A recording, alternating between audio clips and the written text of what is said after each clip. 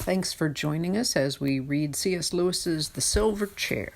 We're on Chapter 12. It's called The Queen of Underland, and I'm your reader, Terry Bipo Knight. Two Earthmen entered, but instead of advancing into the room, they placed themselves one on each side of the door and bowed deeply. They were followed immediately by the last person whom anyone had expected or wished to see, the Lady of the Green Kirtle, the Queen of Underland. She stood dead still in the doorway, and they could see her eyes moving as she took in the whole situation. The three strangers, the silver chair destroyed, and the prince free, with his sword in his hand. She turned very white, but Jill thought it was the sort of whiteness that comes over some people's faces, not when they are frightened, but when they are angry. For a moment, the witch fixed her eyes on the prince, and there was murder in them. Then she seemed to change her mind. "Leave us," she said to the two Earthmen, "and let none disturb us until I call, on pain of death." The gnomes padded away obediently, and the witch queen shut and locked the door. "How now, my lord prince," she said. "Has your nightly fit not yet come upon you, or is it over so soon? Why stand you here unbound? Who are these aliens? And is it they who have destroyed the chair which was your only safety?" Prince Rillian shivered as she spoke to him, and no wonder. It is not easy to throw off in half an hour an enchantment which has made one a slave for 10 years. Then, speaking with a great effort, he said, "Madam, there will be no more need of that chair. And you, who have told me 100 times how deeply you pitied me for the sorceries by which I was bound, will doubtless hear with joy that they are now ended forever. There was, it seems, some small error in your ladyship's way of treating them. These, my true friends, have delivered me. I am now in my right mind, and there are 2 things I will say to you. First, as for your ladyship's design of putting me at the head of an army of earthmen, so that I may break out into the overworld and there by main force make myself king over some nation that never did me wrong, murdering their natural lords and holding their throne as a bloody and foreign tyrant, now that I know myself, I do utterly abhor and renounce it as plain villainy. And second, I am the king's son of Narnia, Rillian, the only child of Caspian, 10th of that name, whom some call Caspian the Seafarer. Therefore, madam, it is my purpose, as it is also my duty, to depart suddenly from your highness's court into my own country. Please it you to grant me and my friends safe conduct and a guide through your dark realm." Now the witch said nothing at all, but moved gently across the room, always keeping her face and eyes very steadily towards the prince. When she had come to a little ark set in the wall, not far from the fireplace, she opened it and took out first a handful of green powder. This she threw on the fire. It did not blaze much, but a very sweet and drowsy smell came from it.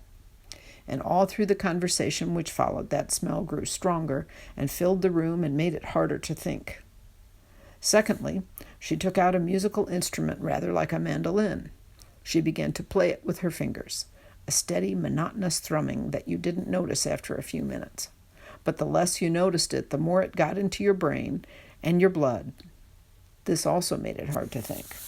After she had thrummed for a time, and the sweet smell was now strong, she began speaking in a sweet, quiet voice. "Narnia," she said, "Narnia? I have often heard your lordship utter that name in your ravings. Dear prince, you are very sick. There is no land called Narnia." "Yes, there is, though, ma'am," said Puddleglum. "You see, I happen to have lived there all my life." "Indeed," said the witch. "Tell me, I pray you, where that country is." "Up there," said Puddleglum stoutly, pointing overhead. I don't know exactly where." "How?" said the queen, with a kind, soft, musical laugh. "Is there a country up among the stones and mortar of the roof?"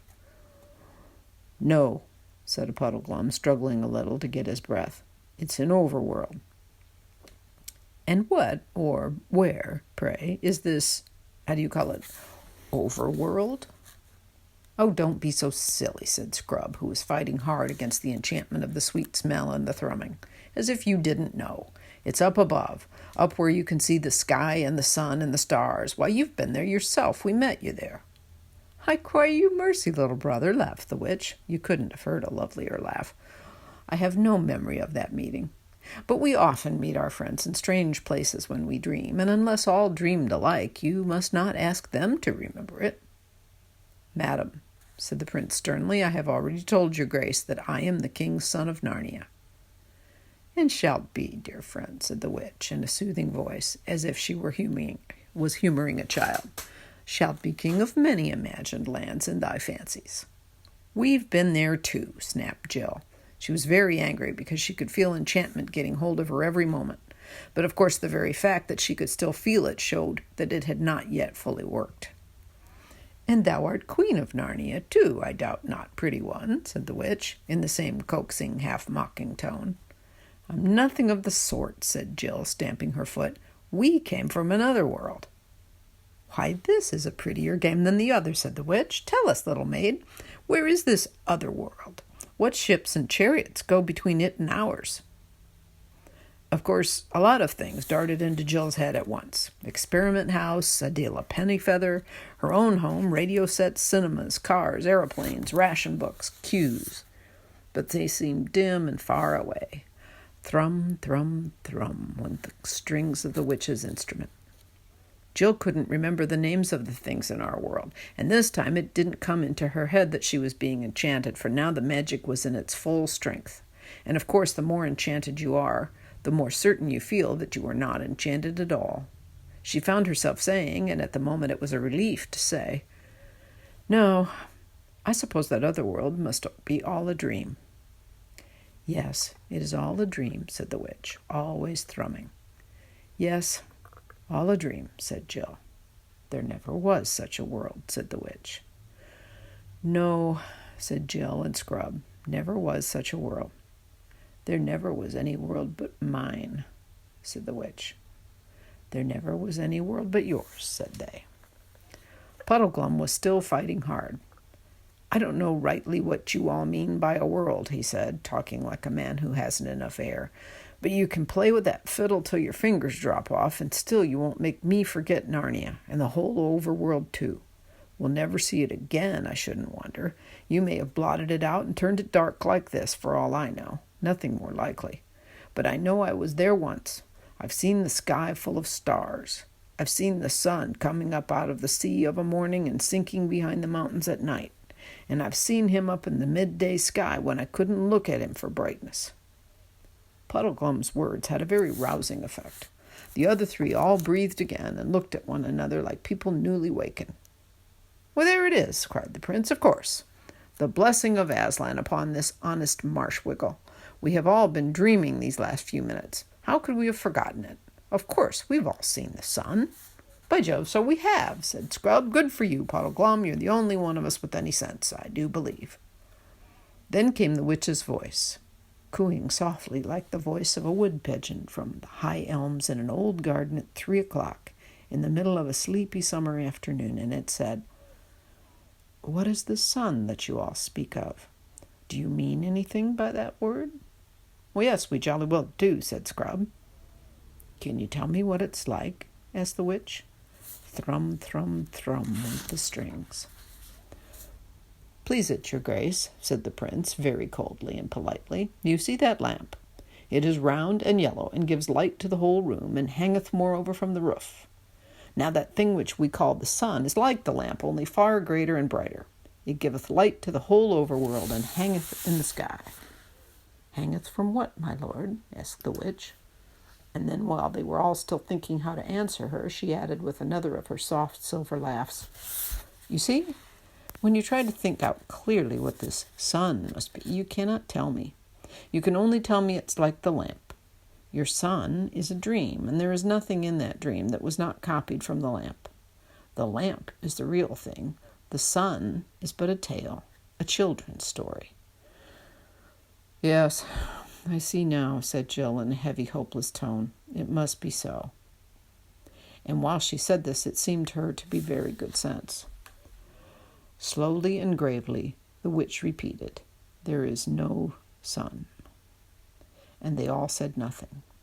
She repeated in a softer and deeper voice, There is no sun.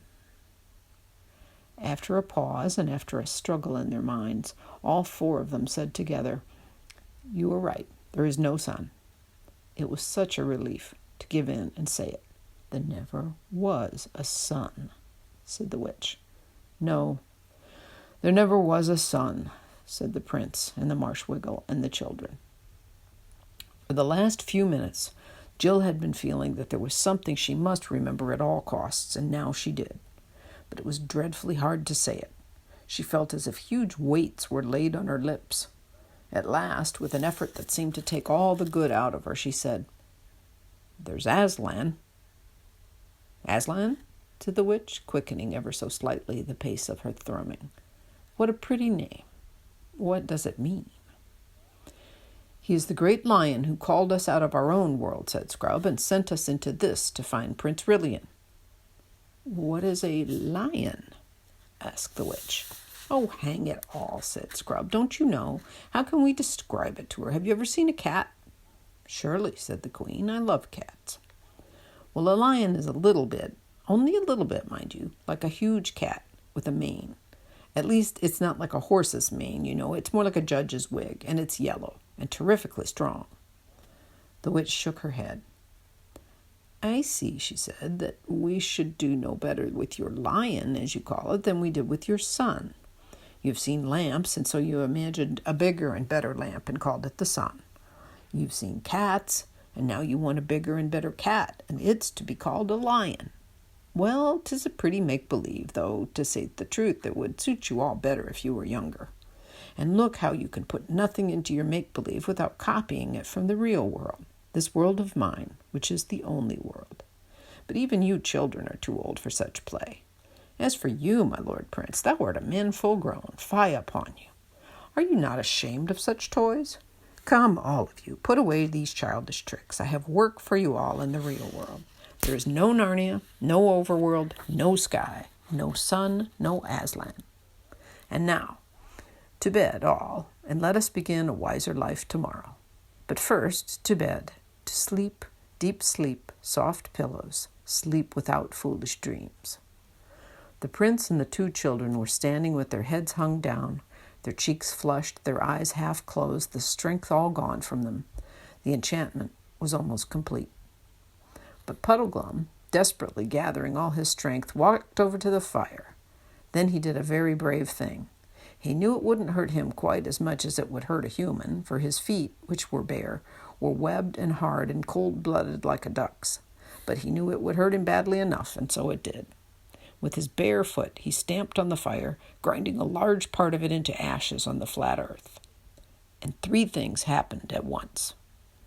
First, the sweet, heavy smell grew very much less, for though the whole fire had not been put out, a good bit of it had, and what remained smelled very largely of burnt marshwiggle, which is not at all an enchanting smell.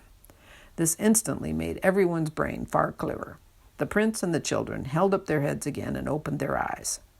Secondly, the witch, in a terrible loud voice, utterly different from all the sweet tones she'd been using up till now, called out, "What are you doing? Dare to touch my fire again, mud filth, and I'll turn the blood to fire inside your veins." Thirdly, the pain itself made Puddleglum's head for a moment perfectly clear, and he knew exactly what he really thought. There's nothing like a good shock of pain for dissolving certain kinds of magic. "One word, ma'am," he said, coming back from the fire, limping because of the pain. "One word. All you've been saying is quite right. I shouldn't wonder. I'm a chap who always liked to know the worst and then put the best face I can on it. So I won't deny any of what you said. But there's one thing more to be said even so. Suppose we have only dreamed or made up all those things, trees and grass and sun and moon and stars and Aslan himself. Suppose we have. Then all I can say is that, in that case, the made-up things seem a good deal more important than the real ones. Suppose this black pit of a kingdom of yours is the only world. Well, it strikes me as a pretty poor one. And that's a funny thing when you come to think of it. We're just babies making up a game, if you're right. But 4 babies playing a game can make a play world which licks your real world hollow. That's why I'm going to stand by the play world. I'm on Aslan's side, even if there isn't any Aslan to lead it. I'm going to live like a Narnian, as long as I can, even if there isn't any Narnia. So thanking you kindly for our supper, if these two gentlemen and the young lady are ready, we're leaving your court at once and setting out in the dark to spend our lives looking for Overland. Not that our lives will be very long, I should think, but that's small loss if the world's as dull a place as you say." "Oh, hooray! Good old Puddleglum!" cried Scrub and Jill. But the prince shouted suddenly, "Where? Look to the witch!" When they did look, their hair nearly stood on end. The instrument dropped from her hands. Her arms appeared to be fastened to her sides. Her legs were intertwined with each other, and her feet had disappeared. The long green train of her skirt thickened and grew solid and seemed to be all one piece with the writhing green pillar of her interlocked legs. And that writhing green pillar was curving and swaying as if it had no joints, or else were all joints. Her head was thrown far back, and while her nose grew longer and longer, every other part of her face seemed to disappear except her eyes. Huge flaming eyes they were, without brows or lashes. All this time, it takes time to write down, but it happened so quickly there was only just time to see it. Long before there was time to do anything, the change was complete, and the great serpent which the witch had become, green as poison, thick as Jill's waist, had flung 2 or 3 coils of its loathsome body round the prince's legs. Quick as lightning, another great loop darted around, intending to pinion his sword arm to his side. But the prince was just in time. He raised his arms and got them clear. The living knot closed only round his chest, ready to crack his ribs like firewood when it drew tight. The prince caught the creature's neck in his left hand, trying to squeeze it till it choked. This held its face, if you could call it a face, about 5 inches from his own. The forked tongue flickered horribly in and out, but could not reach him. With his right hand he drew back his sword for the strongest blow he could give. Meanwhile, Scrub and Puddleglum had drawn their weapons and rushed to his aid. All 3 blows fell at once. Scrub's, which did not even pierce the scales and did no good, on the body of the snake below the prince's hand, but the prince's own blow and Puddleglum's both on its neck. Even that did not quite kill it, though it began to loosen its hold on Rillian's legs and chest. With repeated blows, they hacked off its head. The horrible thing went on coiling and moving like a bit of wire long after it had died, and the floor, as you may imagine, was a mess. The prince, when he had breath, said, "Gentlemen, I thank you." Then the 3 conquerors stood staring at one another and panting without another word for a long time. Jill had very wisely sat down and was keeping quiet. She was saying to herself, "I do hope I don't faint or blub or do anything idiotic." "My royal mother is avenged," said Rillian presently. "This is undoubtedly the same worm that I pursued in vain by the fountain in the forest of Narnia so many years ago. All these years I have been the slave of my mother's slayer. And yet I am glad, gentlemen, that the foul witch took to her serpent form at the last. It would have not suited well either with my heart or with my honor to have slain a woman. But look to the lady." He meant Jill. "I'm all right, thanks," said she. "Damsel," said the prince, bowing to her, "you are of a high courage, and therefore I doubt not you come from noble blood in your own world. But come, friends, there is some wine left.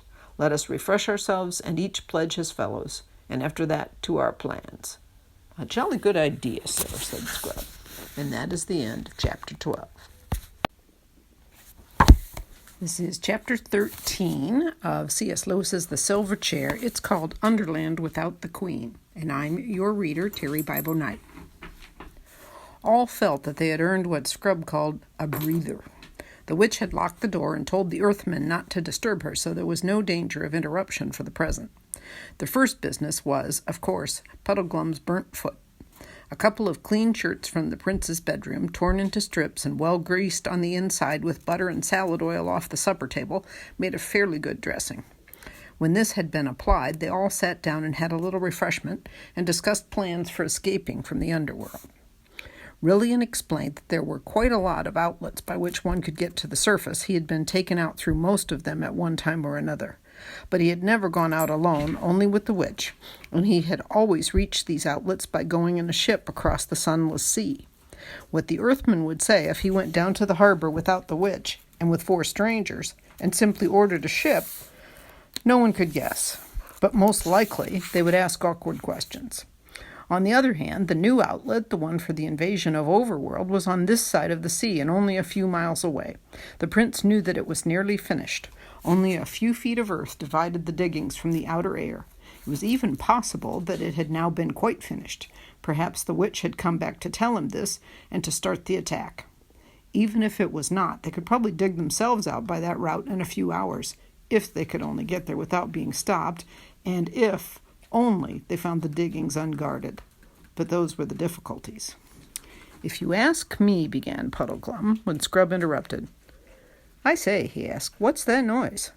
"I've been wondering that for some time," said Jill. They had all, in fact, been hearing the noise, but it had begun and increased so gradually that they did not know when they had first noticed it.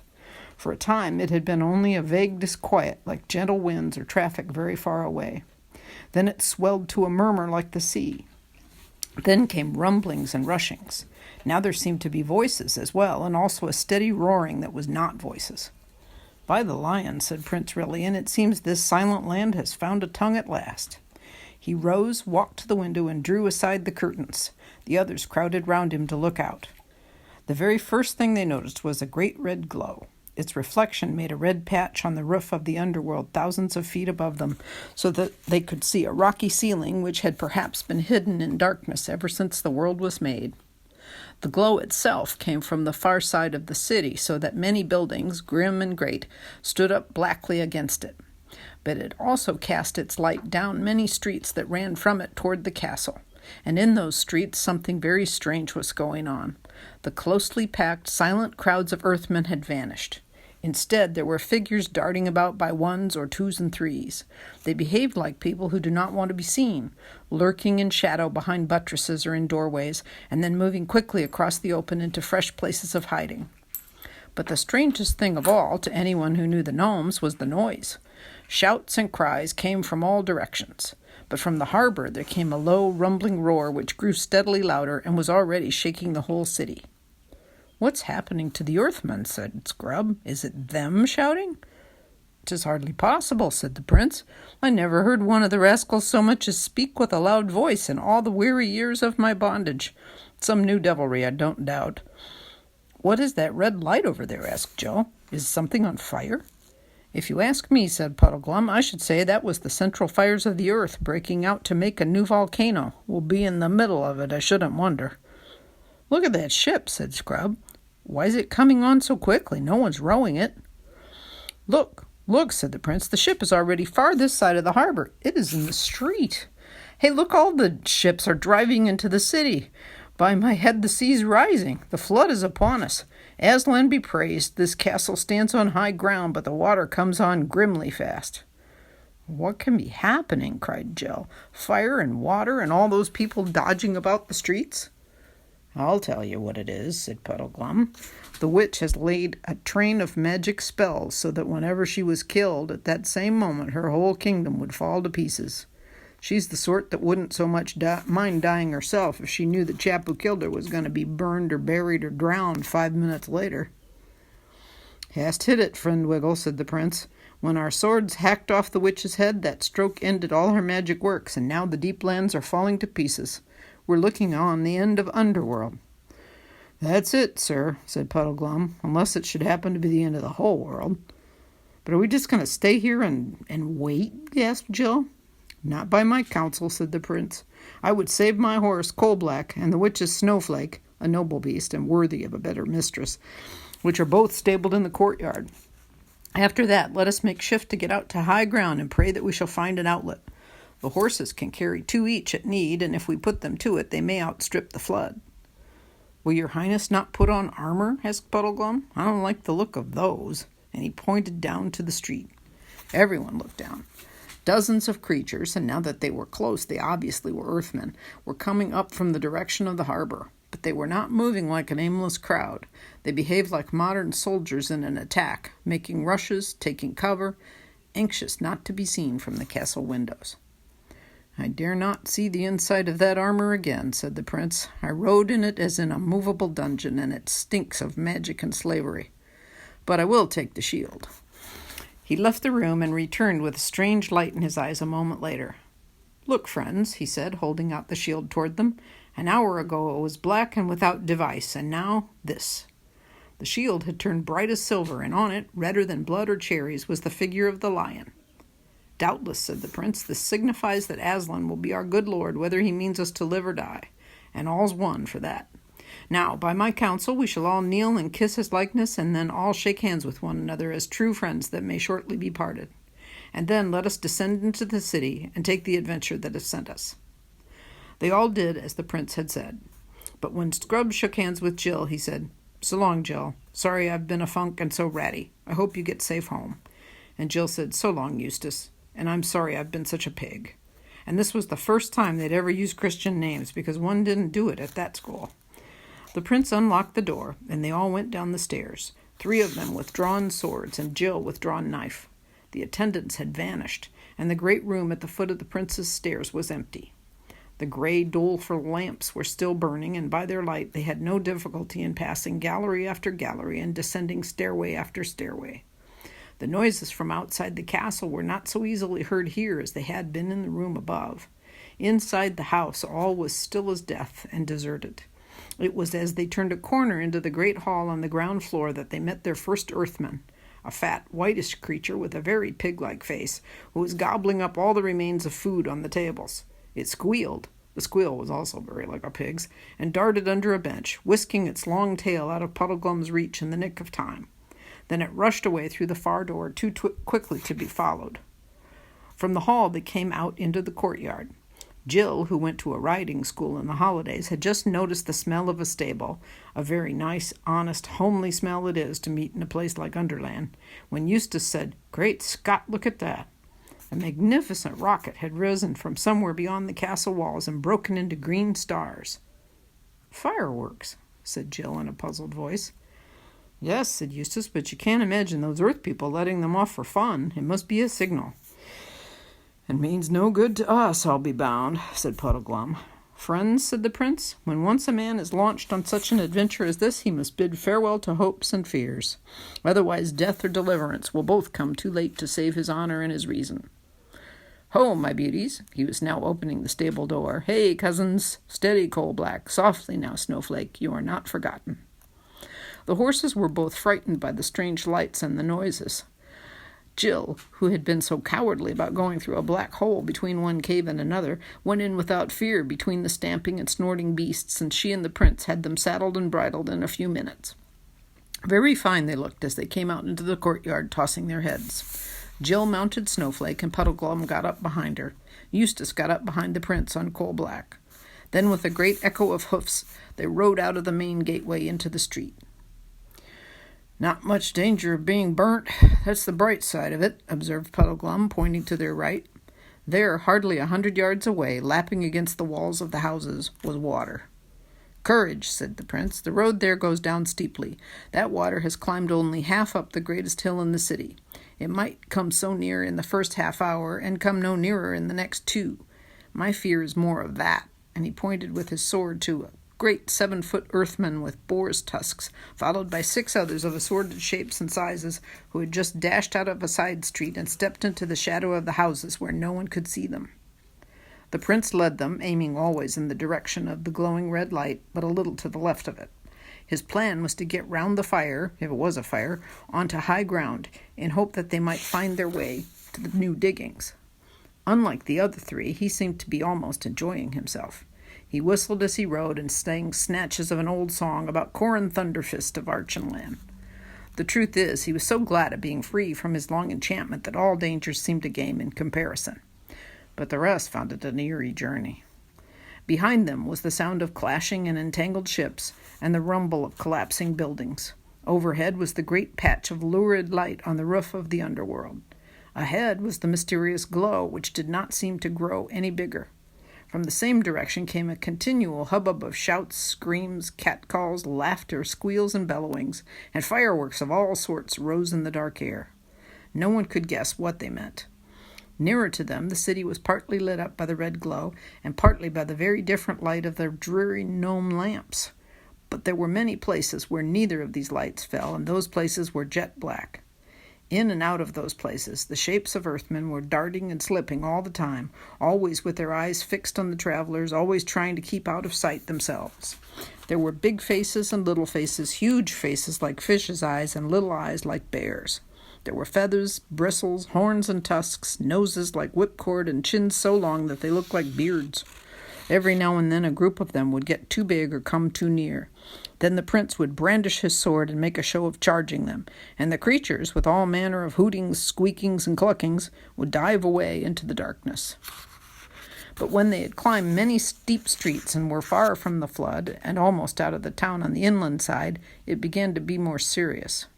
They were now close to the red glow and nearly on a level with it, though they could still not see what it really was. But by its light they could see their enemies more clearly. Hundreds, perhaps a few thousands, of gnomes were all moving toward it. But they were doing so in short rushes, and whenever they stopped, they turned and faced the travelers. "If your highness asked me," said Puddleglum, "I'd say those fellows were meaning to cut us off in front." "That was my thought, too, Puddleglum," said the prince, "and we can never fight our way through so many. Hark you, let us ride forth close by the edge of yonder house, and even as we reach it, do you slip off into its shadow. The lady and I will go forward a few paces. Some of those devils will follow us, I doubt not. They are thick behind us. Do you, who have long arms, take one alive, if you may, as it passes your ambush. We may get a true tale out of it, or learn what is their quarrel against us." "Won't the others all come rushing at us to rescue the one we catch?" said Jill, in a voice not so steady as she tried to make it. "Then, madam, you shall see us die fighting around you, and you must commend yourself to the lion. Now, good Puddleglum." The Marshwiggle slipped off into the shadow as quickly as a cat. The others, for a sickening minute or so, went forward at a walk. Then suddenly from behind them there broke out a series of blood-curdling screams, mixed with the familiar voice of Puddleglum saying, "Now then, don't cry out before you're hurt, or you will be hurt. See? Anyone would think it was a pig being killed." "That was good hunting," exclaimed the prince, immediately turning coal-black and coming back to the corner of the house. "Eustace," he said, "of your courtesy take Coal-Black's head." Then he dismounted, and all three gazed in silence while Puddleglum pulled his catch out into the light. It was a most miserable little gnome, only about 3 feet long. It had a sort of ridge, like a cock's comb, only hard, on the top of its head, little pink eyes, and a mouth and chin so large and round that its face looked like that of a pygmy hippopotamus. If they had not been in such a tight place, they would have burst into laughter at the sight of it.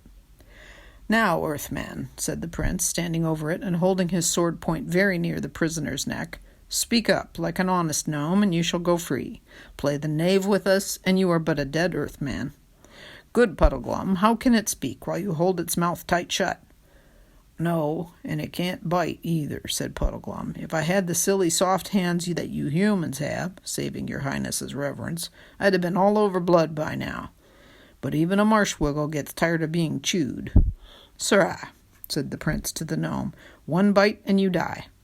"Let its mouth open, Puddleglum." "Hoo-wee!" squealed the Earthman. Let me go, it isn't me, I didn't do it." "Didn't do what?" said Puddleglum. "Whatever your honors say I did do," answered the creature. "Tell me your name," said the prince, "and what you Earthmen are all about today." "Oh, please, your honors, please, kind gentlemen," whimpered the gnome. "Promise you will not tell the Queen's Grace anything I say." "The Queen's Grace, as you call her," said the prince sternly, "is dead. I killed her myself." "What?" cried the gnome, opening its ridiculous mouth wider and wider in astonishment. "Dead? The witch is dead? And by your honor's hand?" It gave a huge sigh of relief and added, "Why, then your honor is a friend." The prince withdrew his sword an inch or so. Puddleglum let the creature sit up. It looked round on the 4 travelers with its twinkling red eyes, chuckled once or twice, and began. And that is the end of Chapter 13. This is Chapter 14 of C.S. Lewis's The Silver Chair. It's called The Bottom of the World, and I'm your reader, Terry Bibo Knight. "My name is Gog," said the gnome, "and I'll tell your honors all I know. About an hour ago we were all going about our work, her work, I should say, sad and silent, same as we've done any other day for years and years. Then there came a great crash and bang. As soon as they heard it, everyone says to himself, Haven't had a song or a dance or let off a squib for a long time. Why's that? And everyone thinks to himself, why, I must have been enchanted. And then everyone says to himself, I'm blessed if I know why I'm carrying this load, and I'm not going to carry it any further. That's that. And down we all throw our sacks and bundles and tools. Then everyone turns and sees the great red glow over yonder, and everyone says to himself, what's that? And everyone answers himself and says, there's a crack or chasm split open and a nice warm glow coming up through it from the really deep land 1,000 fathoms under us. Great Scott, exclaimed Eustace, are there other lands still lower down? Oh yes, your honor, said Gulg. Lovely places. What we call the land of Bism. This country where we are now, the witches' country, is what we call the shallow lands. It's a good deal too near the surface to suit us. Look, you might almost as well be living outside on the surface itself. You see, we're all poor gnomes from Bism, who the witch called up here by magic to work for her. But we'd forgotten all about it till that crash came and the spell broke. We didn't know who we were or where we belonged. We couldn't do anything or think anything except what she put into our heads. And it was glum and gloomy things she put there all those years. I've nearly forgotten how to make a joke or dance a jig. But the moment the bang came and the chasm opened and the sea began rising, it all came back. And of course we all set off as quick as we could to get down the crack and home to our own place. And you can see them over there, all letting off rockets and standing on their heads for joy. I'll be very obliged to your honors if you'll soon let me go and join in. I think this is simply splendid, said Jill. I'm so glad we freed the gnomes as well as ourselves when we cut off the witch's head. And I'm so glad they aren't really horrid and gloomy any more than the prince really was. Well, what he seemed like. That's all very well, Pole, said Puddleglum cautiously, but those gnomes didn't look to me like chaps who were just running away. Looked more like a military formation, if you ask me. Do you look me in the face, Mr. Golg, and tell me you weren't preparing for battle? Of course we were, your honor, said Golg. You see, we didn't know the witch was dead. We thought she'd be watching from the castle. We were trying to slip away without being seen. And then when you four came out with swords and horses, of course everyone says to himself, here it comes, not knowing that his honor wasn't on the witch's side. And we were determined to fight like anything rather than give up the hope of going back to Bism. I'll be sworn 'tis an honest game, said the prince. Let go of it, friend Puddleglum. As for me, good Golg, I've been enchanted like you and your fellows, and have but newly remembered myself.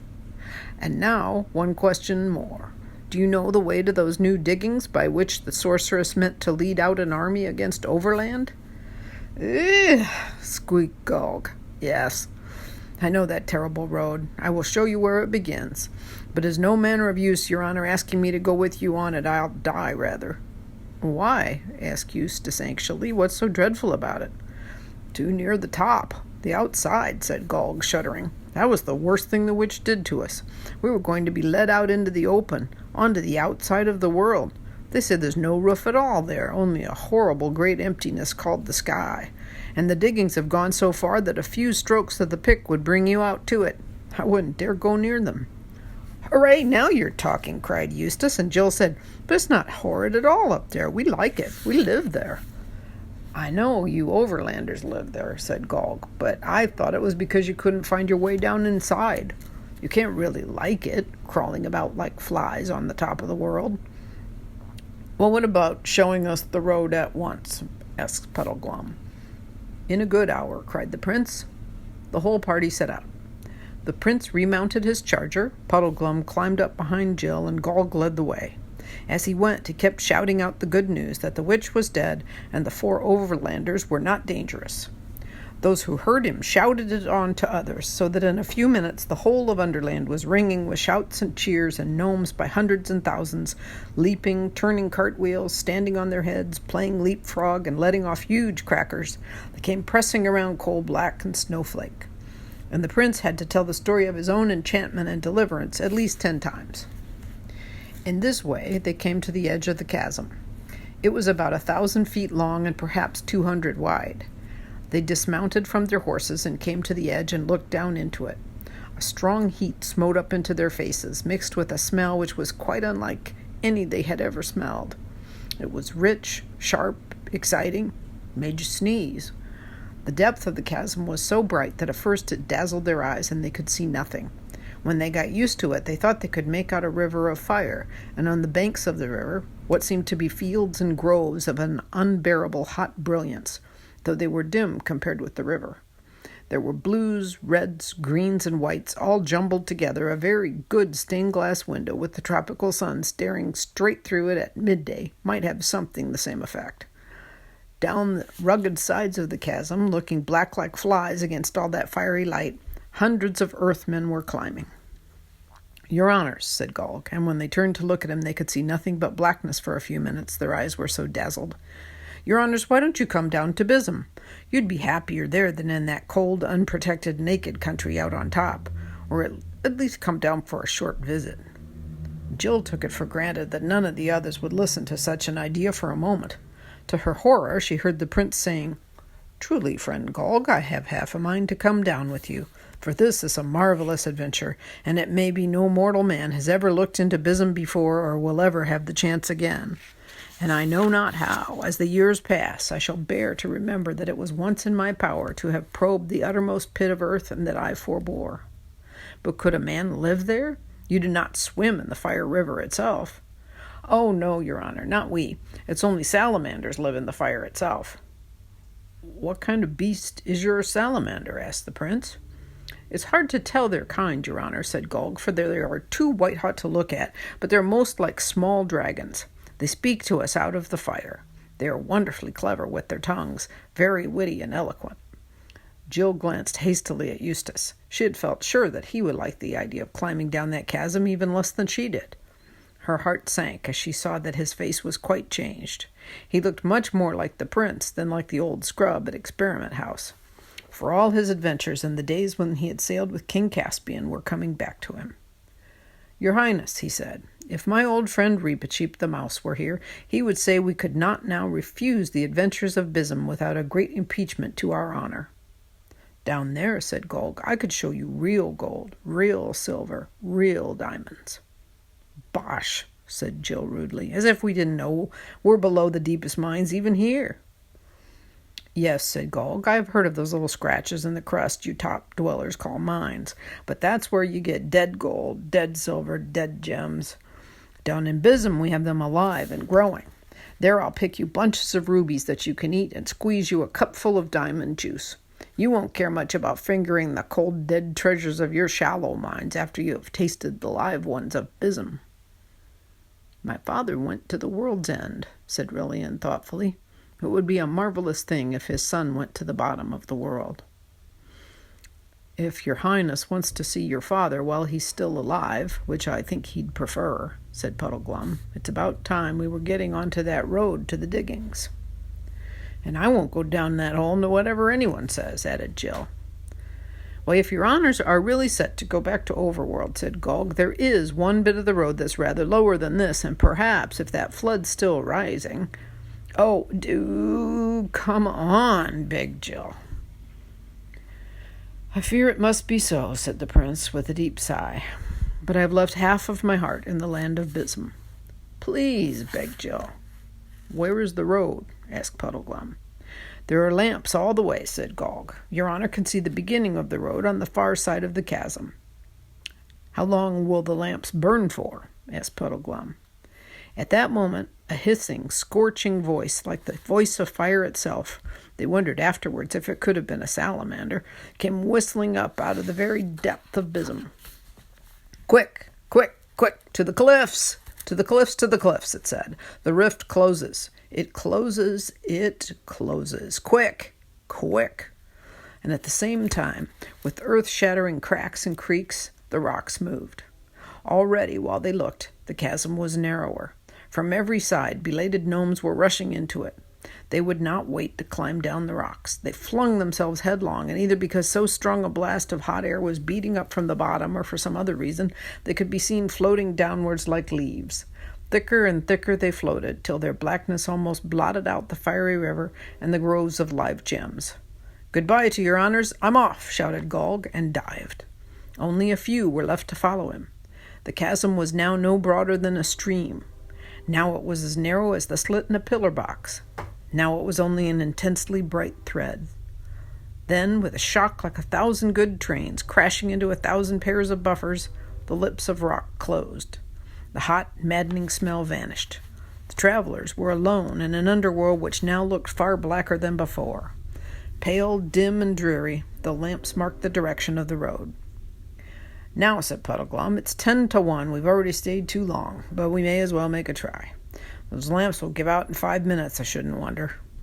They urged the horses to a canter and thundered along the dusky road in fine style, but almost at once it began going downhill. They would have thought Gog had sent them the wrong way if they had not seen on the other side of the valley the lamps going on and upwards as far as the eye could reach. But at the bottom of the valley the lamps shone on moving water. "Haste!" cried the prince. They galloped down the slope. It would have been nasty enough at the bottom even 5 minutes later, for the tide was running up the valley like a mill race, and if it had come to swimming, the horses could hardly have won over. But it was still only a foot or two deep, and though it swished terribly around the horses' legs, they reached the far side in safety. Then began the slow, weary march uphill, with nothing ahead to look at but the pale lamps, which went up and up as far as the eye could reach. When they looked back, they could see the water spreading. All the hills of Underland were now islands, and it was only on those islands that the lamps remained. Every moment some distant light vanished. Soon there would be total darkness everywhere except on the road they were following, and even on the lower part of it behind them. Though no lamps had yet gone out, the lamplight shone on water. Though they had good reason for hurrying, the horses could not go on forever without a rest. They halted, and in silence they could hear the lapping of water. "I wonder, is what's-his-name, Father Time, flooded out now?" said Jill. "All those queer sleeping animals." "I don't think we're as high as that," said Eustace. "Don't you remember how we had to go downhill to reach the sunless sea? I shouldn't think the water has reached Time's cave yet." "That's as may be," said Puddleglum. "I'm more interested in the lamps on this road. Look a bit sickly, don't they?" "They always did," said Jill. "Ah," said Puddleglum, "but they're greener now." "You don't mean to say you think they're going out?" cried Eustace. "Well, however they work, you can't expect them to last forever, you know," replied the Marshwiggle. "But don't let your spirits down, Scrub. I've got my eye on the water, too, and I don't think it's rising so fast as it did." "Small comfort, friend," said the prince, "if we cannot find our way out. I cry you mercy, all. I am to blame for my pride and fantasy, which delayed us by the mouth of the land of Bism. Now let us ride on." During the hour or so that followed, Jill sometimes thought that Puddleglum was right about the lamps, and sometimes thought it was only her imagination. Meanwhile, the land was changing. The roof of Underland was so near that even by the dull light they could now see it quite distinctly, and the great rugged walls of Underland could be seen drawing closer on each side. The road, in fact, was leading them up into a steep tunnel. They began to pass picks and shovels and barrows and other signs that the diggers had recently been at work. If only one could be sure of getting out, all this was very cheering, but the thought of going on into a hole that would get narrower and narrower and harder to turn back in was very unpleasant. At last the roof was so low that Puddleglum and the prince knocked their heads against it. The party dismounted and led the horses. The road was uneven here, and one had to pick one's steps with some care. That was how Jill noticed the growing darkness. There was no doubt about it now. The faces of all the others looked strange and ghastly in the green glow. Then all at once, she couldn't help it, Jill gave a little scream. One light, the next one ahead, went out altogether. Then one behind them did the same. Then they were in absolute darkness. "Courage, friends," came Prince Rillian's voice. "Whether we live or die, Aslan will be our good lord." "That's right, sir," said Puddleglum's voice, "and you must always remember there's one good thing about being trapped down here. It'll save funeral expenses." Jill held her tongue. "If you don't want other people to know how frightened you are, this is always a wise thing to do. It's your voice that gives you away." "We might as well go on as stand here," said Eustace, and when she heard the tremble in his voice, Jill knew how wise she'd been not to trust her own. Puddleglum and Eustace went first, with their arms stretched out in front of them for fear of blundering into anything. Jill and the prince followed, leading the horses. "I say," came Eustace's voice much later, "are my eyes going queer, or is there a patch of light up there?" Before anyone could answer him, Puddleglum called out, "Stop!" I'm up against a dead end, and it's earth, not rock. What were you saying, Scrub? By the lion, said the prince. Eustace is right. There's a sort of... But it's not daylight, said Jill. It's only a cold blue sort of light. Better than nothing, though, said Eustace. Can we get up to it? It's not right overhead, said Puddleglum. It's above us, but it's in this wall that I've run into. How would it be, Pole, if you got on my shoulders and saw whether you could get up to it? And that's the end of chapter 14.